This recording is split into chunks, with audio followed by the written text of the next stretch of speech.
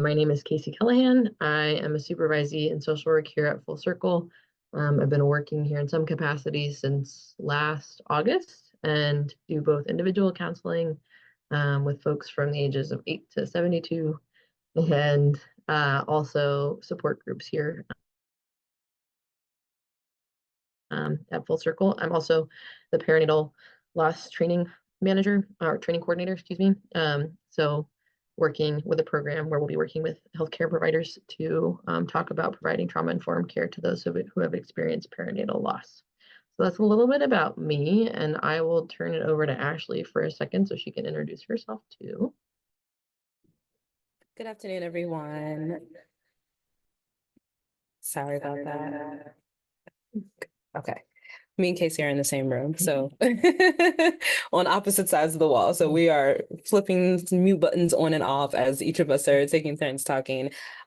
As Whitney mentioned and introduced, I'm Ashley Cherry. I'm a graduate clinical mental health counseling intern. I literally graduate next Friday, which is very exciting. I have been in VCU's rehabilitation and mental health counseling program since January of 2022. And been at Full Circle as a counseling intern also since August of 2023. So it's been a really great, unique experience and lots that we are looking forward to sharing with you this afternoon, and also really looking forward to hearing your perspectives, your questions. As I, similar to Casey, have had individual counseling clients here at Full Circle and also run a couple of school groups and some adult groups. And something that I think holds true for both me and Casey is that there are no experts in grieving except those who grieve. And so we really are interested in your perspectives as we share some of what we know. All right, thanks Ashley for sharing and for introducing yourself. I think that's really important to remember about who is and is not an expert in grief. So with that said, I will get us going here. So just a little bit of background for those who may not have been connected to Full Circle already in the past, or who want to learn a little bit more about what we do. We provide professional bereavement support to children, families, adults, and communities in Central Virginia. And that's through, like we've been talking about, individual counseling, support groups, and also community education.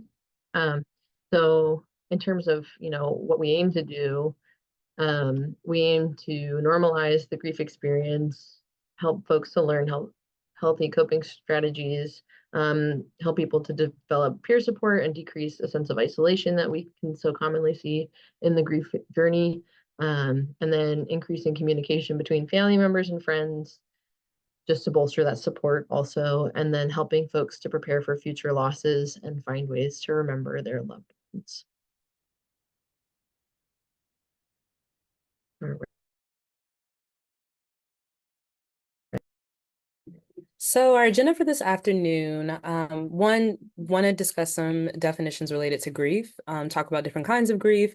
I already saw one of you mention in the chat that you've sort of been experiencing anticipatory grief for a while, and glad to hear you name that and have that language. And so we'll definitely kind of be touching on that. Also looking at some common grief reactions as well as grief myths.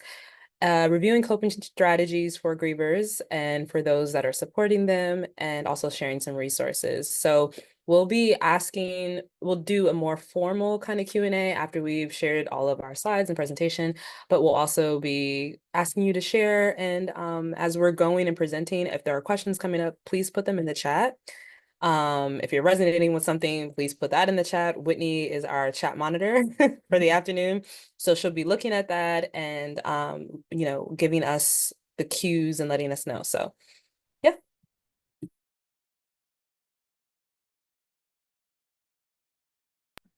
So with that in mind,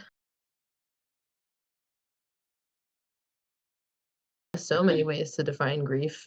It's such an evolving concept, but it's one that's used by What's Your Grief, which is a resource that we'll share today, but they're an organization out of Maryland. And the way they define it is an ongoing and evolving experience involving cognitive, emotional, physical, and behavioral responses to a loss. And loss can mean lots of different things. And we put, that it could be a loss experience in a personal or professional context, because there's folks that also work a lot in like hospice settings, things like that. I don't know if that's something that is true to the experience of anyone that's here today, but I just wanted to name that as well. Okay.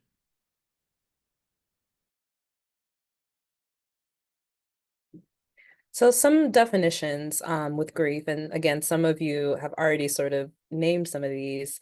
There are many, right? These are just a few that we have on this slide. So anticipatory grief, sorry, my screen just moved. Anticipatory grief, disenfranchised grief, ambiguous loss, secondary loss. So when we think of anticipatory grief, it's those feelings of grief or loss sorry, my screen keeps doing something weird. I'm sorry, y'all, hold on. Okay. Um, anticipatory grief are those feelings that often come up before the losses actually happen. So this, you probably, maybe I didn't know the term before today, but maybe have experienced that feeling if you have had loved ones or you have worked in a professional setting, as Casey has mentioned, in which there are terminal illnesses or there's memory loss. So oftentimes families that are navigating a loved one who maybe was diagnosed with cancer or maybe dementia or something that has caused your loved one to change, and you're sort of witnessing them decline. That's typically anticipatory grief. Lots of questions and feelings and emotions that are coming up of like, I feel like I'm anticipating that I'm going to lose this person.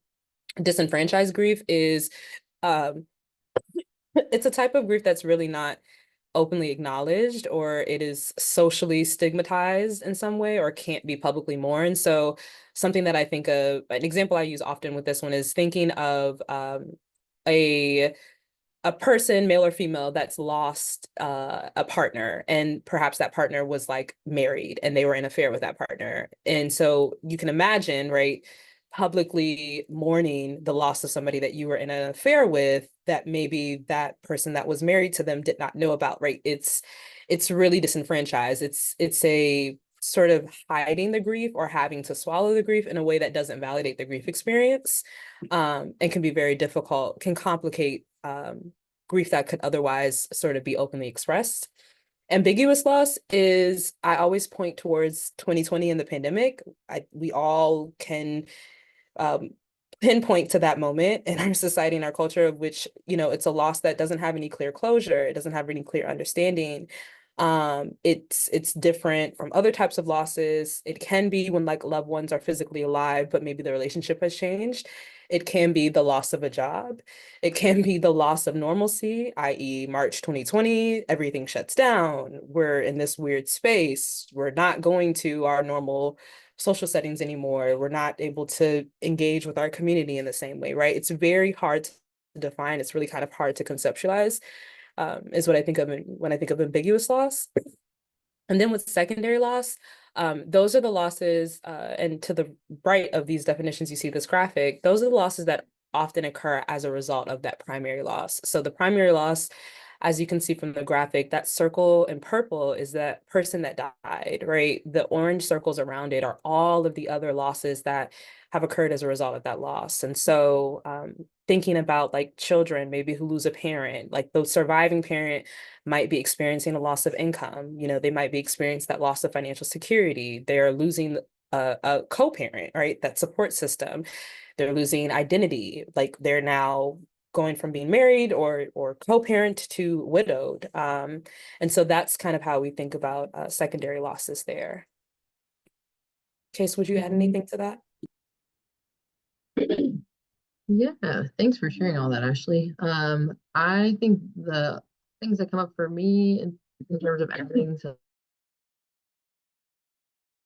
something, disenfranchised grief, I think a lot of like the groups that we work with here at Full Circle, so things that are more stigmatized. I mean, it's hard enough to discuss grief and loss to begin with, but then you add in like, for example, if the loss is a loss to suicide or a loss that is substance related through overdose, or also perinatal loss, loss of a baby, like these are things that there's not as clear of a roadmap about how to engage about them socially.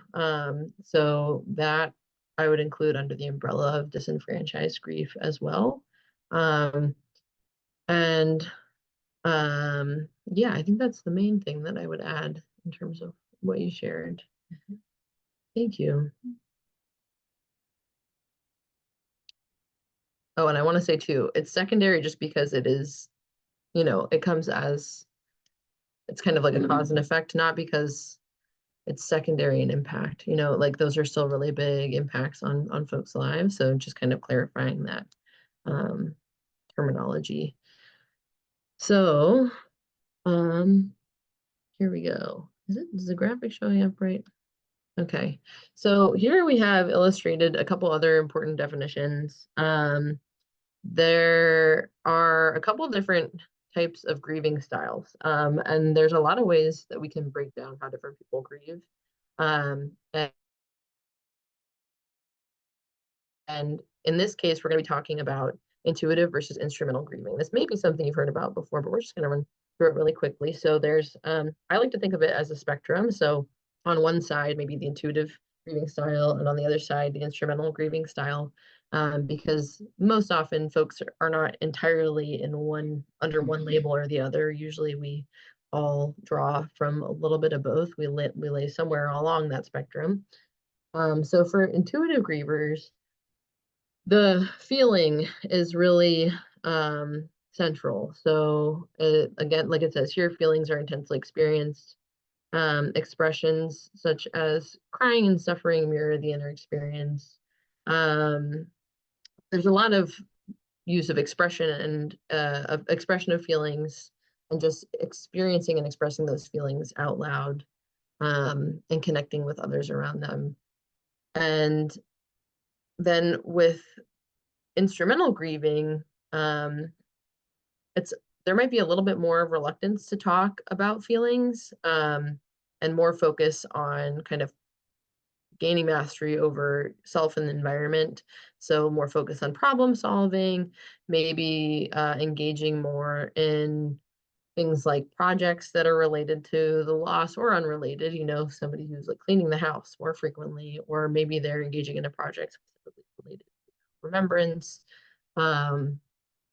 And I think often we associate these in like our society with kind of with gender as well. Like, so folks tend to associate instrumental grieving more with maybe like men, and then intuitive women. That's not necessarily the case. I think that's just something that we see. But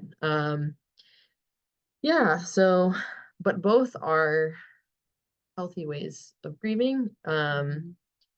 It's important to talk about this just because it can also cause sometimes conflict amongst family members or friends who are experiencing the same loss, because we look at someone and we say they're not expressing themselves in the same way that I am. What's going on? Are they actually processing it?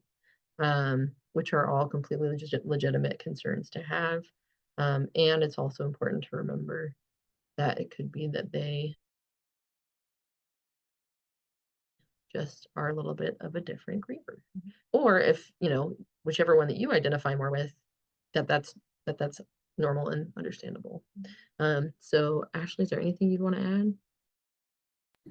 Yeah, I think we're gonna stop doing that. I think also something that I think is helpful to sort of conceptualize this idea of intuitive versus instrumental is that many times how we grieve is an expression of how our personalities are. So if I'm an individual, and I am an individual that is like more sensitive, a little bit more emotional, I tend to feel my feelings much deeper. I'm probably going to lean more like intuitive, right?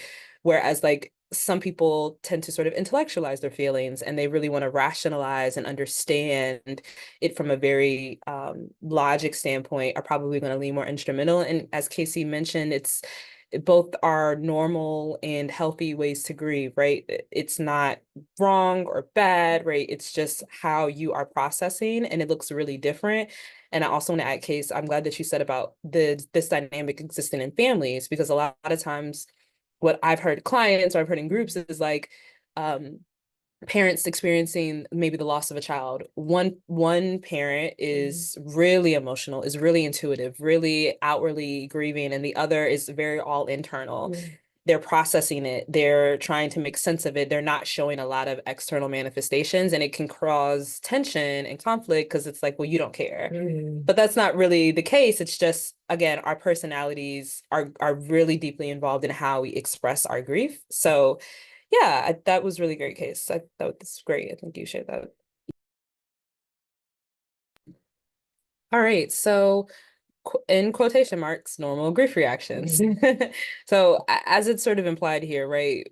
Normal, what is normal when we're grieving? So there's this list we have here on the right, everything from sadness, shame, guilt, indifference, going through the motions, sleeping issues, difficulty concentrating, withdrawal, disorganization, racing thoughts, who's going to die next, right? All of these sort of reactions are, as you can see, very expansive and very broad. And so when we talk about grief and we talk about like reactions that we're having, and I often see on social media a lot of times people are saying like, grief is so weird. Why am I literally saw this on Threads last night. Like, grief is weird. Why am I in the dollar store crying? Right? Like, it's just like, you think you're there is that sense of I'm losing my mind and I'm going crazy.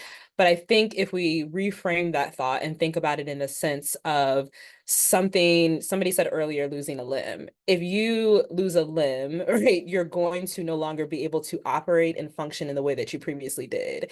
And nobody would expect you to be able to, right? And they also wouldn't call you crazy if you were like, hey, I can't do whatever, I can't, do a balance beam like Simone Biles because I lost a limb, right? Like, it's sort of that idea of like, it feels like we're going crazy because maybe we don't have language for it. And that's a part of what we're here today too, right? Is to give language and to create this dialogue around like, oh, this is normal, right? Like, oh, these reactions are part of our grief experience. And one thing I sort of think about with this is there's a really kind of nerdy fact that I learned that everybody has different fingerprints, which is like, oh, no surprise.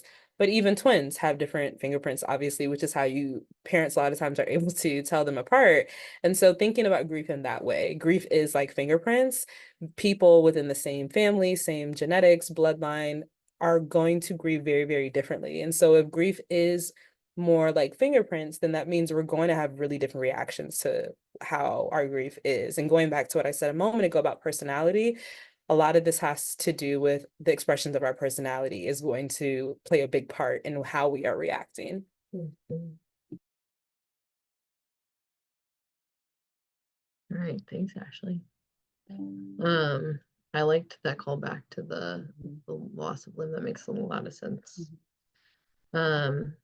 So here's just another like illustration of different manifestations of grief, but this time broken down into different domains of our lives. So there's so many different domains of our lives that are impacted when we experience a loss: the emotional, mental, behavioral, spiritual, physical.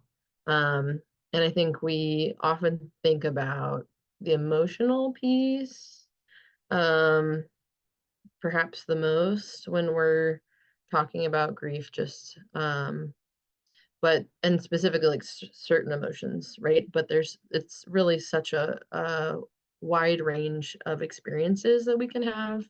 And I think it's just really important to, display things like this because, again, back to that validation of like, okay, I guess, there are more of these things that could be attributed to grief than I thought, or I hadn't thought about it in that way, right?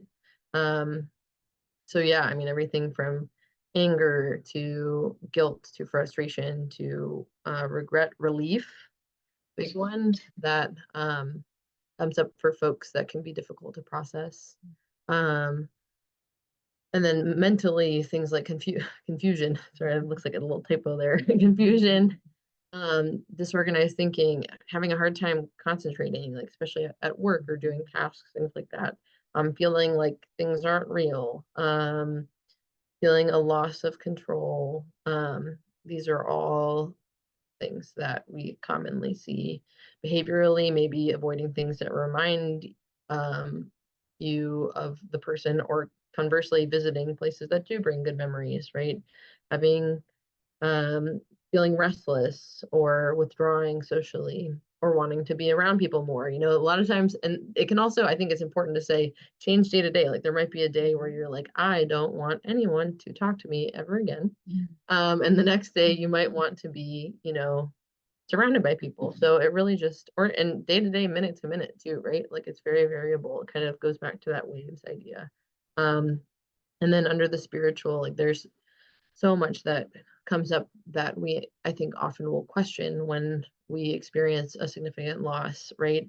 No matter what our spiritual life looks like.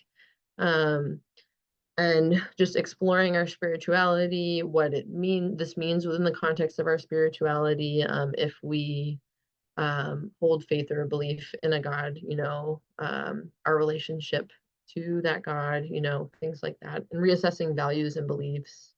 Um, and then physically, of course, you know, if you are experiencing these things, it is also always worth checking in with a doctor. But you know, there are things that we know pop up that can be as a result of grief as well.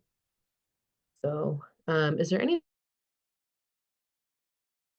that you want to add, Ashley? No, I think that really kind of this is a really extensive list, and I also appreciate you saying, Casey, as well about the physical, that sometimes like there might be a need to sort of check in with your doctor, right? Like it could be a manifestation of grief. It also could be something else, right? And so it is, I think, really helpful to think about that as well, because we do see a lot of those physical reactions like panic attacks, like low energy. That does happen a part of grief, but I think it's also great if you do have the means to talk to a doctor or get to a doctor to also check in about it as well, because when we are grieving, there's some research about like what's happening in our immune system. Our immune system does kind of tend to lower because we're maybe not taking care of ourselves as much as we were once able to, obviously because of our capacity. So like things like catching a cold, right, when you're grieving, or suddenly like just, I don't know, catching any or sort of like respiratory, there's so many respiratory illnesses out there right now, right? Those things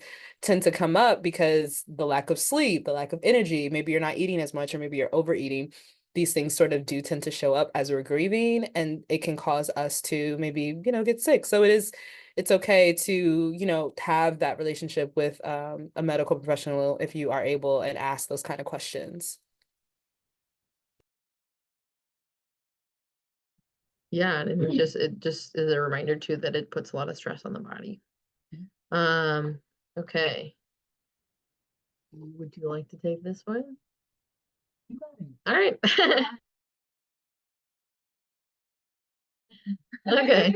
So, this is another important thing to remember, because I think sometimes, just in general with mental health, we can kind of put a lot of pressure on ourselves to, in terms of like responsibility for like, oh, like, why can't I just act differently? Why can't I just feel differently? Right. And it's really important to remember that there are things happening in your brain that make it more challenging to do the daily tasks that you might be used to doing.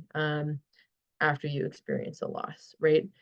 So as it shows here, the brain regions that are affected by grief, there's a number of them, but some examples are the prefrontal cortex, which is the thinking center of the brain. And we know from research that that's known to be underactive during or after a loss. And the anterior cingulate cortex, or the emotional regulation center of the brain, is also underactive.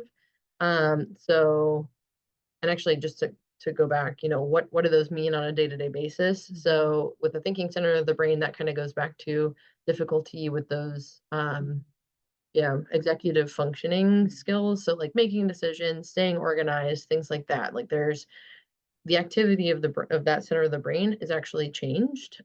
So it's not necessarily, you know, a matter of willpower, right? It's something that's fundamentally functioning differently. And then same with emotional regulation center, like we find it more challenging to regulate our emotions while we're grieving. And that is very understandable, right? So kind of like that crying at the drop of a hat, you know, feeling angry out of nowhere, having a harder time getting back to balance when we do feel those strong emotions. Like that is all illustrated in the brain regions that we know are affected by grief. And then finally, the amygdala, which is the fear center of the brain, is overactive. So we might be feeling more anxiety, more fear. And it goes back to kind of like, I think you had mentioned that like list of like grief reactions of like, okay, like, well, who's going to, is there somebody that's going to die next? Like kind of being over focused, well, not over focused, but being especially focused on safety, things like that, right? Anything that you might want to add? Yeah, just that when I've talked about this before, Case, in Mhm. another group, Dr. Lisa Schulman, Mm. I think she was one point with the American Brain Foundation or one of those kind of groups, but she also talks, if you're, somebody that's listening and really curious to understand more about this, oh, do you have a bookcase? Sorry, Oh, no. okay, Mhm. cool. Mhm. So if you're kind of curious more about what's happening in the brain right as we're grieving, she talks a lot about this, and one of the things that she says that I thought was really interesting is how our brains treat grief in the same way we treat an emotional trauma, in the same way, like a really awful end of a relationship, a marriage ending, a divorce, a other things that that overwhelm our senses, our capacity to manage, really that's how our brain is responding to it. And so what our brain is actually doing is really from an evolutionary process, this is what Dr. Lisa Schulman talks about, is that it's trying to maintain survival. And so some of the things that are happening of like the prefrontal cortex going offline, that emotional regulation center being unable to regulate, the amygdala center being overactive, right? It's our brain is like something has gone horribly wrong and I need to be in fight mode, not flight. Like I need to over sort of defend this person. The brain is saying like I need to defend you. And so that's a lot of what is happening sometimes. Okay.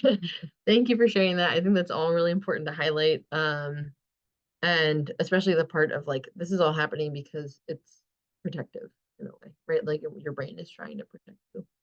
Um, all right. So we've arrived at the myths of grief. Mhm. Ooh. Yeah. Yes, the myths of grief. This is a fun one. This graphic we use a lot at Full Circle. You might have seen it before in other, places. I love this graphic, right? Because so stages of grief, right? The stages of grief, as because you were just kind of talking about a few minutes ago. Or we haven't talked about, we'll touch on another side. But anyway, the stages of grief, what many people don't know is like it was actually developed for the dying person, right? Like it was theorized and conceptualized around somebody that is in the process of navigating the terminal illness and how they are processing their death.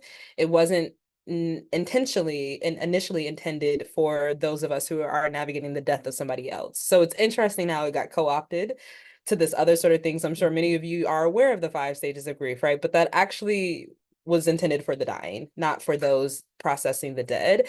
So as you look at this graphic, right, we see this bell curve, upside down bell curve of like all of these different stages or experiences. And then on the other side, my experience. And it's very scribbled, it's messy. There's no, as somebody said earlier, it's not linear. So in the chat or at the start, like it's not, as you can see, there are no clear, nice, pretty diagonal lines going from one point to the next. It's really all over the place. We sort of enter in this grief experience, we come out, we enter in again. Casey will talk more about that later, but like it is that myth that number one, it's linear, which as we know now, it's not. It's also that myth of it looking the same for everybody. And as I kind of mentioned a moment ago about that idea of like fingerprints being different for every single person, including twins, it's different for all of us. And then also like what the goal of grieving is. One of the resources at the end of our presentation that I share is from this writer and author named John Onwucheka, and he has a blog that he wrote that's called Grief's Imaginary Finish Line. And he talks about how these ideas about finishing grief or getting to the end of grief often cause us to have a harder grief experience than we would otherwise have, right? And like the goal is not moving on, getting over it, or finding closure. The goal is just to live, like to live forward, right? To just keep going. And there really is no finish line in grief, right? There are no winners or losers. There are just people that grieve. So these are just, there's many myths, but these are a couple that we've highlighted. Case, what would you add to that? Yeah, I mean, I think that's all very important. And I I think I just want to acknowledge the difficulty of sitting in this like liminal in between space, right? Of like, okay, so I don't have like, for those of us who appreciate the lists and check boxes, the reality of the grief journey can be really unsettling. So I just want to name that because it's on the one hand very validating that there's not linear stages because that's not what it feels like. And also it's like, all right, so now what? What do I do? And I think it's really important. Thank you for highlighting that, you know, that having that finish line can make it more challenging. Having that idea of the finish line when there isn't really one can make it more challenging. And we'll talk a little bit more about this later on in the presentation too.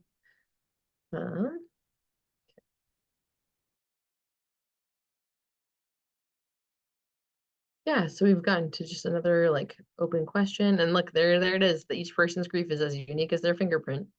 It's David Kessler. He's a pretty well-known researcher and clinician that works with grief. So we're getting to some coping strategies, which I know a couple folks had mentioned in the chat. So I want to spend some time on this. So these are just a couple of, I really like things that have visuals. I don't know if folks that are in attendance today feel similarly, but so we've included a couple things in here just to illustrate like kind of like the process of like as we're coping, what things can look like. And I really like the forgetting, remembering, as we're like going through the day and we're like focusing on things that we have to do, and then all of a sudden, it hits us.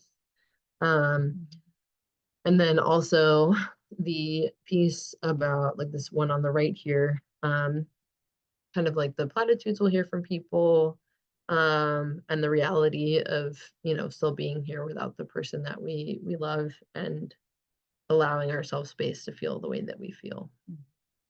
So yeah, give people another second to look at that, or I flip to the next slide.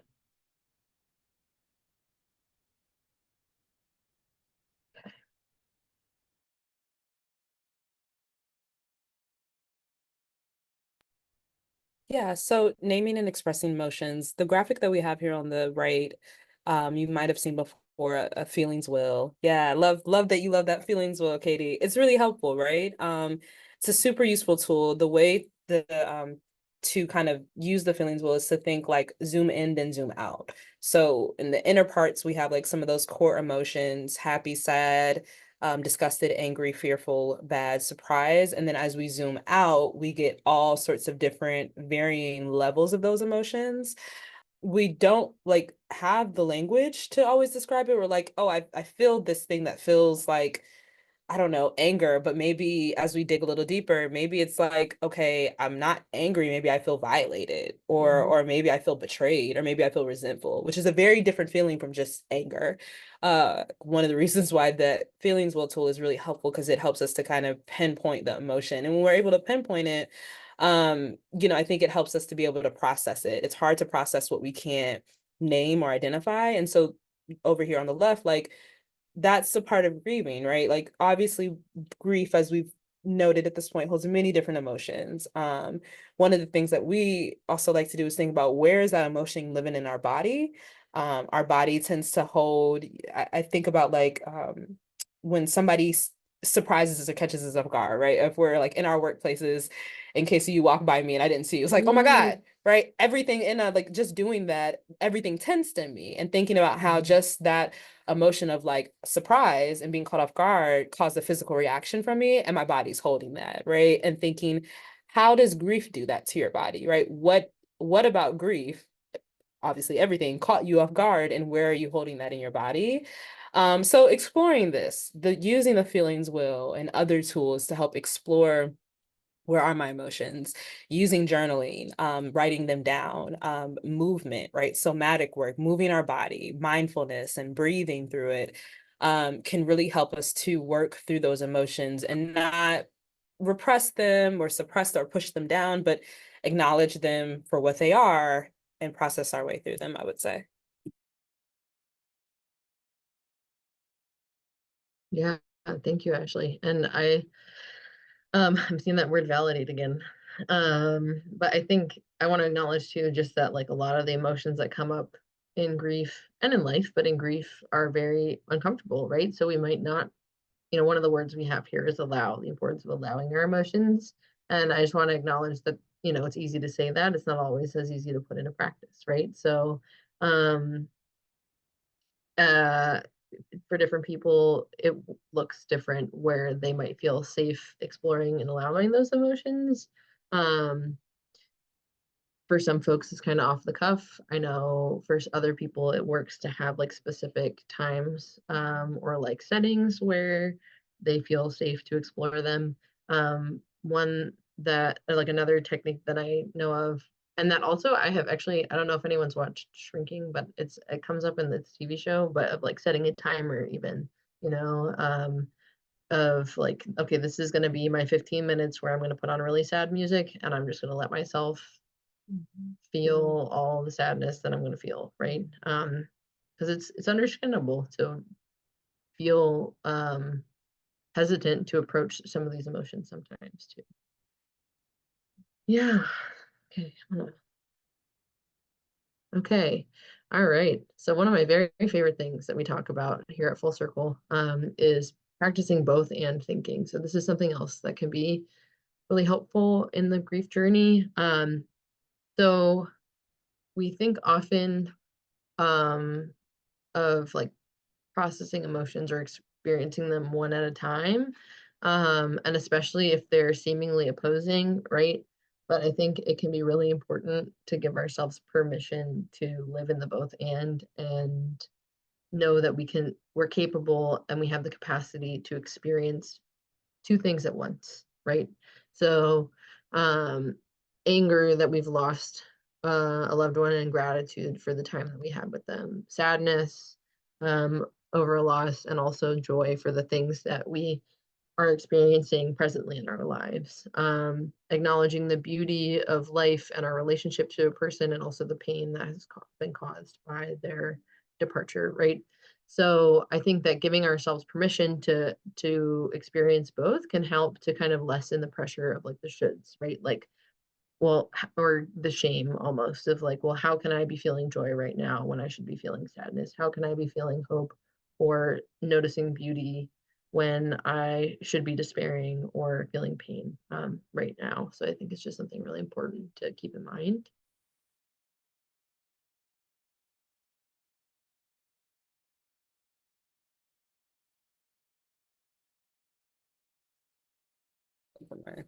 All right. So mapping your support system. Yeah, go ahead. So support systems is obviously a really important function of like our lives in general. Well, you're okay, Case. Technical. We're just making sure we don't pop out on you here. um, so mapping your support system is really important, right? Thinking about when we experience losses of any kind, but especially obviously grief, like who and what and how do I have around me to sort of help me process and cope with this loss? Having a support system. When I think about coping strategies and tools, there's many different ones.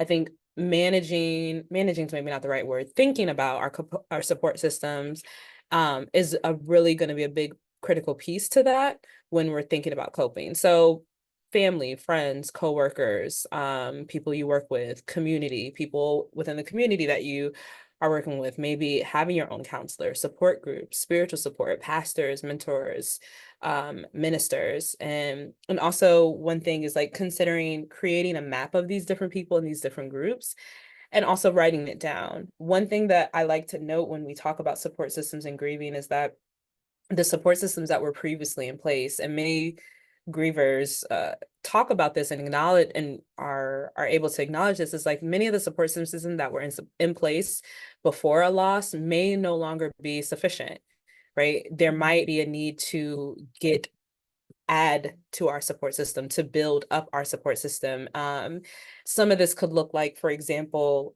family members or friends who genuinely are saddened for you and your loss and want to be there and really do care, but they just don't know how. And so sometimes that could mean maybe they sort of withdraw because they don't want to say the wrong thing. They're not sure what the right thing is to say. And and you're expecting, like, man, I thought this person was going to be here for me.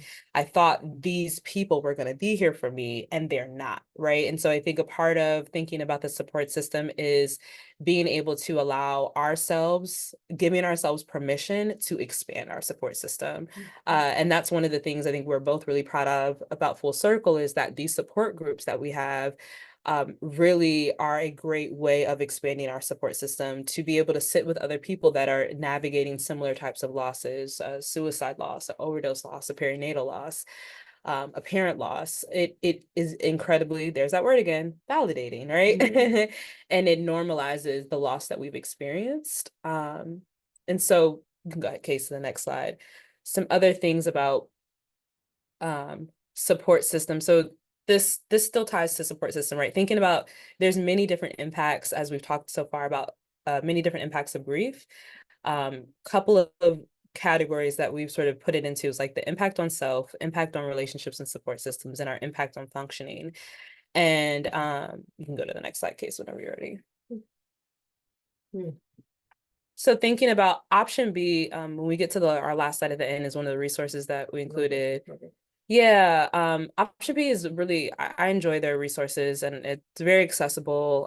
If you have social media, or even if you're just kind of looking online, they have a lot of things that they share. And so these are two graphics that sort of get at this idea of the impact on the self. So the one on the left, we see this tug of war going on here, right? The orange, all orange person, I don't know if you can see that, it actually says feelings across the shirt. And so it's making space for unwanted emotions can feel like a dropping your side of the rope in a tug of war, right? The feeling's still there. You're just no longer exhausted by pulling against it, right? What would it look like for us to drop that rope of fighting? Like, I'm experiencing emotions, I don't want to feel it. Like, what would it look like to just drop the rope? And like you mentioned a second ago, Case, is setting a timer and just feeling it, right?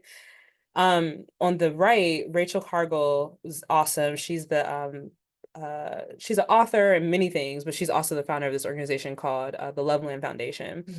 And which Loveland, they help provide therapy resources for folks that are lower income and need support. And so she tweeted this, right, and talks about grief as in irritability, anger, disassociation, stomach pain, detachment, fatigue, grief as in I'm not the same person that I was before she died. And she was referencing the loss of her mother here. And so I think about, again, that impact on self, what's happening to ourselves when we are grieving, right? What has happened, and how is it impacting us? Did you want to add anything to the impact on self, Case? Yeah, I mean, I think I really like that graphic. I think it's really powerful. And I think it speaks also to kind of like that it's really hard to let go of that control. Or it's like a perceived loss of control, right? That's what it can feel like to us when we're like allowing those emotions in, right? And so that's kind of what I think of as like the action of like holding onto the rope, is like holding on to that idea or perception of control too. Thank you. So this, oh, you're okay. Sorry. Okay, cool. Is it? No, we're good. Okay, cool. Sorry about that. So impact on relationships and support systems. So kind of going back to what I was mentioning earlier about the reevaluation of our support systems. I like this. This is from Grieve Leave. Option B reshared it. So it says going through a loss will probably make you reevaluate what you care about most in your life. And that means you'll be thinking about who you spend your time with. You might end a friendship, romantic relationship, or even contact with a family member that you now feel no longer matches who you are. Your relationships might be stronger than you think. Your people can adapt and grow alongside you. If together you can weather the ebb and flow of grief.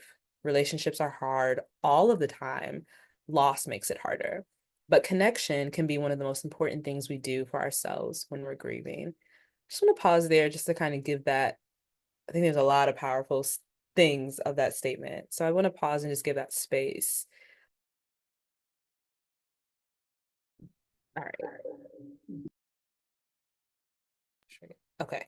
So, and then lastly here, impact on functioning. So in a roundabout way, we've we've actually identified this going back to that chart of those different categories of the manifestations of grief. This is a graphic that talks about, it talks more specifically about some policies of our bereavement leave, our grief leave in this country is not great if you've ever had to use it. And so this quote from somebody says, I had the bare minimum of leave available. The constraints of the leave policy were stressful. It made me feel like I needed to push myself back into work before I was ready. There were days when I was just a body at a desk. Like, right, like our functioning, right? When we have grief policies that maybe only, I've been in workplaces where the grief policy was like, you get the day off for the funeral and then maybe a day after and that's it, right? And how that reinforces this idea of you have to be back on, right? Grief is something that we need to get over, that we need to move on from, and how unfair and how unrealistic that is, and how that sort of, you know, disassociates us from our body and our experience. And then on the right, just a little fact graphic, right? That 3 in 4 employees report harm to their work performance after a major loss. Nearly 80% of 18 to 34-year-olds would not consider leaving their jobs if they did not get would consider, excuse me, leaving their jobs if they didn't get proper support after a major loss.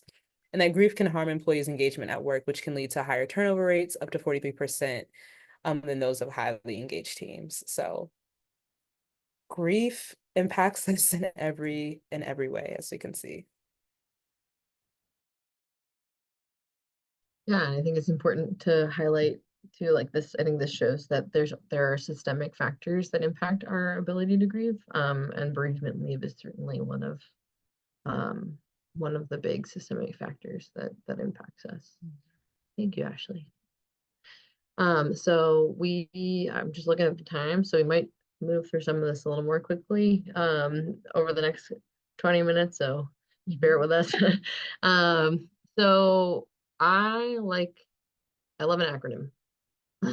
So this is the BAR method. So we know that coping strategies are found to be most effective when they're balanced, when they're accessed with awareness, and when they're realistic. So what do we mean by that? So balance in terms of like balancing different types of coping strategies, balancing them with other things that we have to do in our lives, accessing with awareness, meaning like checking in with ourselves about times that we might need to be accessing coping strategies. Also, are the ones that I'm using right now serving me?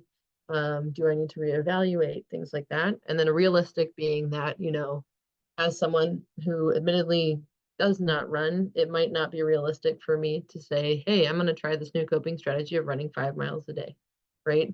So doing something that just taking small steps, right? So some examples of general coping strategies here.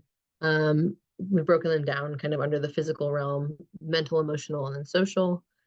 Things like sleep hygiene, prioritizing eating, to whatever level that you can, because I know that these things are hard. For example, we know sleep is right. Restorative movement, spending time outside, maintaining regular healthcare appointments, counseling and support groups, journaling, mindfulness, solitude, laughter, music, hobbies, and then like socially spending time and talking with family and friends, staying involved with groups, like interest groups that we might be involved with socially, whether that's sports or like clubs, things like that. Being plugged into online communities, especially for things like disenfranchised grief, right? Groups on Facebook or pages on Instagram, that where folks kind of are gathering that have had similar experiences of loss, can be really supportive, especially if there's not things in our immediate geographic community. And then connecting with coworkers or professional peers, depending on like whether or not grief is something that comes up within the context of work, especially for those who work in like hospice environments, things like that.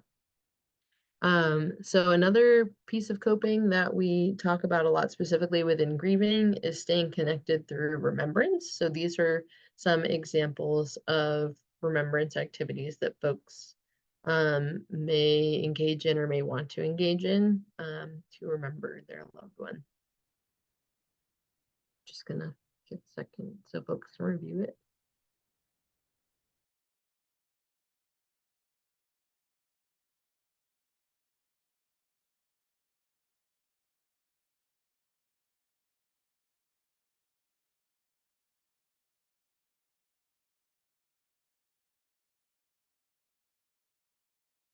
Yeah, so just some really lovely options here. I mean, just everything, maybe more creative things like creating a memory box or artwork or some books like to quilt or um, creating a scrapbook. Some people perform random acts of kindness. That's something that came up a lot in the perinatal loss group that I facilitated, is like performing a random act of kindness in their baby's name, right? Creating an altar or doing their favorite activity, wearing their favorite color, listening to their favorite song. Lots of different options to remember here.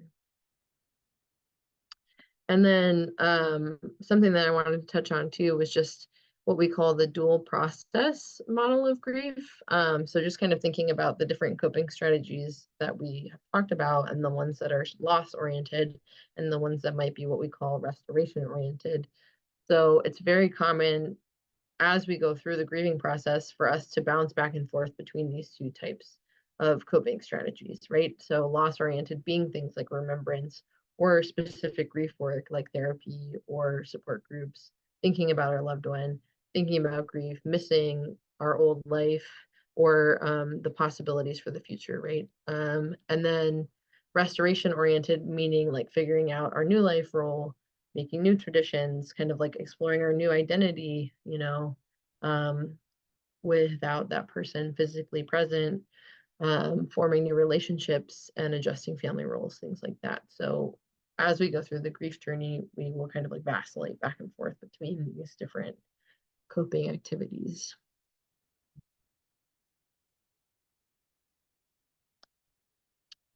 And then back to that hope.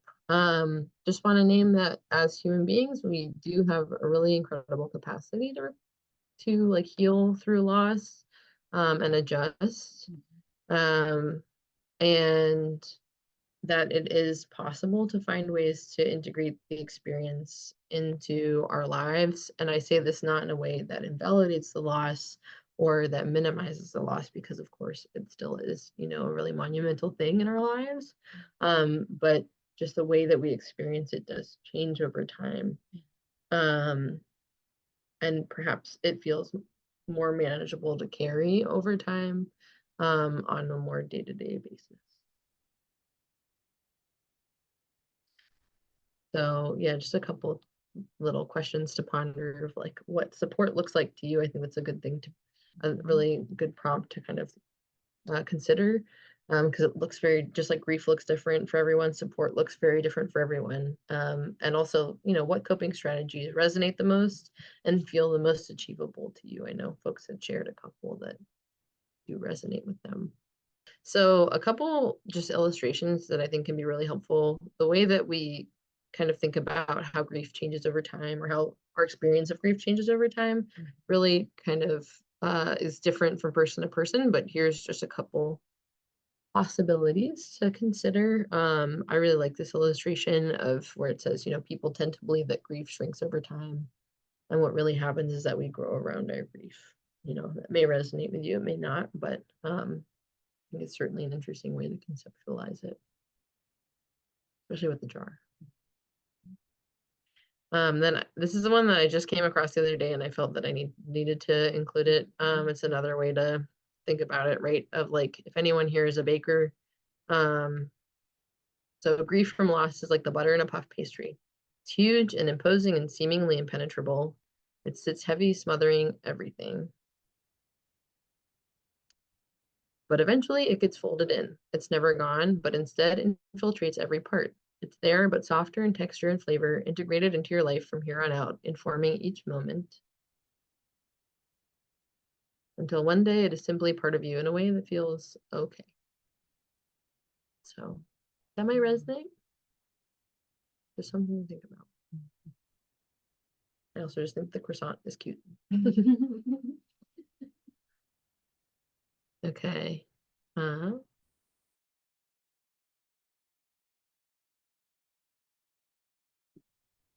You good to go? Okay.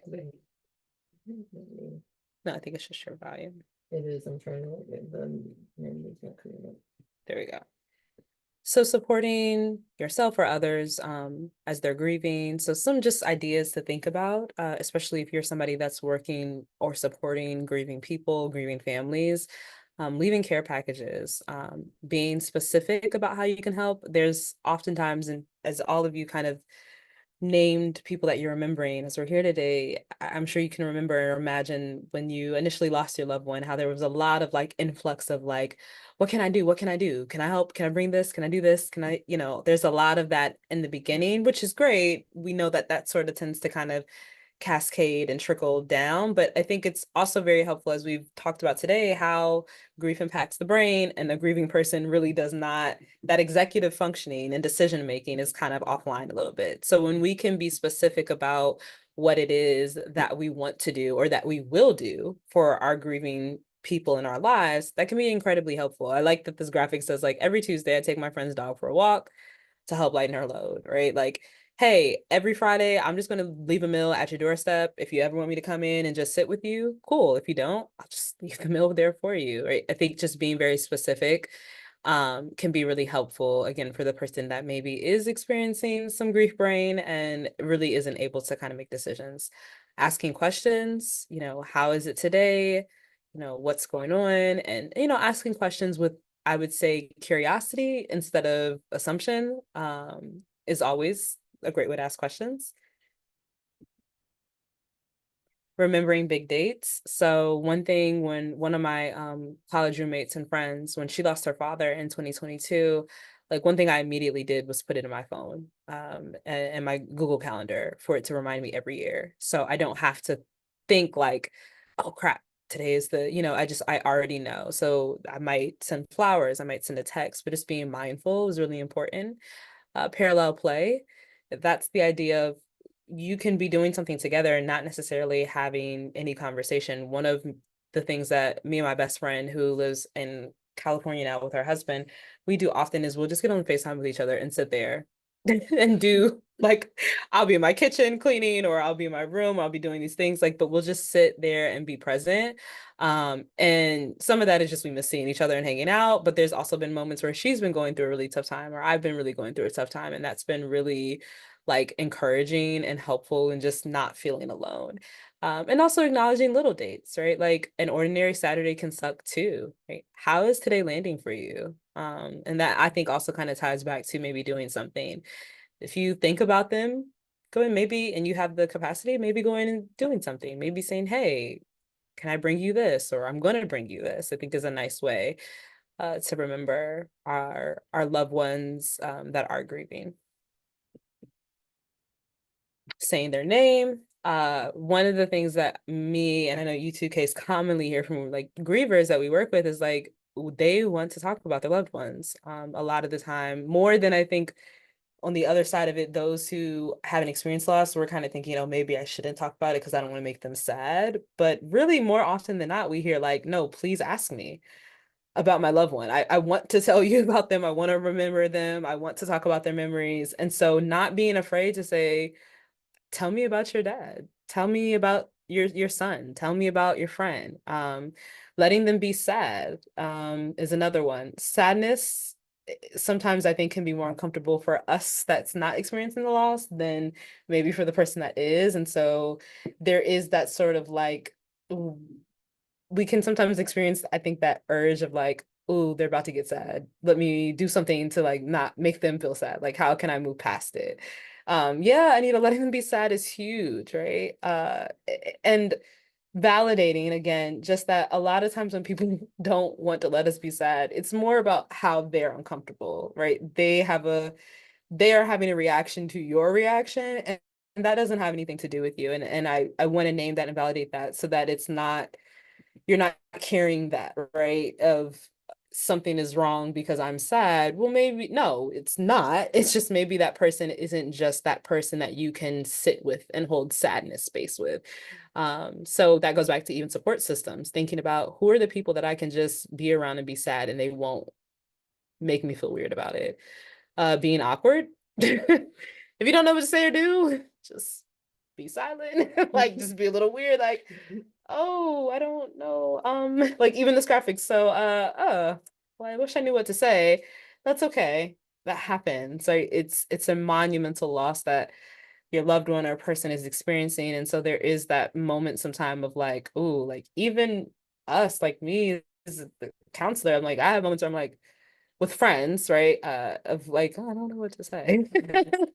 And sometimes when you don't know what to say, I sort of tend to believe like when I don't know what to say, it's probably indication that this is not a moment to say anything. And so I don't. That's sort of my way of thinking about it. And so you don't need to be perfect. You just need to be present. That's really, really, really, really the key here is just being present. Mm. This is a graphic that's available through Refuge in Grief. And sometimes when people say like, what can I do to help? And we can't really think of anything, it might be nice to have something like this to just be able to send them. And they can review it themselves and choose something from it to be able to support us. And it might also help us to identify our own needs. Right. So this is a quote that we actually have in our foyer here at Full Circle. To my knowledge, it's unattributed. I wish that I knew who said it because it's one of my favorites. But this healing from grief is not the process of forgetting, it is the process of remembering. So some resources we've included here, just some links to resources within Full Circle. So our individual counseling that we offer, support groups, information about our support groups, the resource library, which has blogs from staff members, what we call conversations about grief, which are recorded videos from staff members, and then also our bereavement resource manual, which is a really big document that includes like a lot of different resources in it. It can be really helpful. We've also included a number of things in this presentation from What's Your Grief, which is a great resource. It's one of my favorites. Also option B is on here that Ashley shared some resources from, and then the blog from John O, who was the writer that she was talking about as well. Also included Refuge in Grief, which they're the ones that created that graphic of like how to support your griever. And the Dougie Center, which has a lot of really great resources for if you are helping to support with or have a grieving child in your life, child or teen, comfort zone camp, same for kids, and then also young adults. So that's just some of the resources that we have here today, kind of to start. We've included some books. That It's Okay That You're Not Okay by Megan Devine is one that we talk a lot about here. I believe that she's the one that also coordinates the Refuge in Grief. The Grieving Brain we talked about.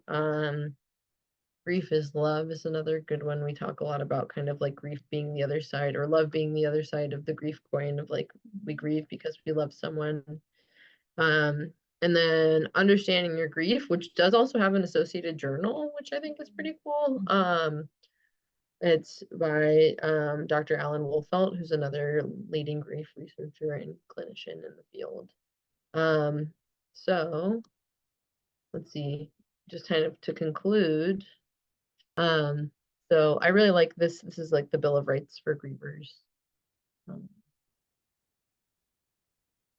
Thank you for sharing your thoughts and for what you're doing also in leading support groups. That's very important work, and you know, especially coming from like pure perspectives of like having experienced loss yourself, right? And being able to be that person that's normalizing and creating space for other people to share. So thank you for the work that you do as well.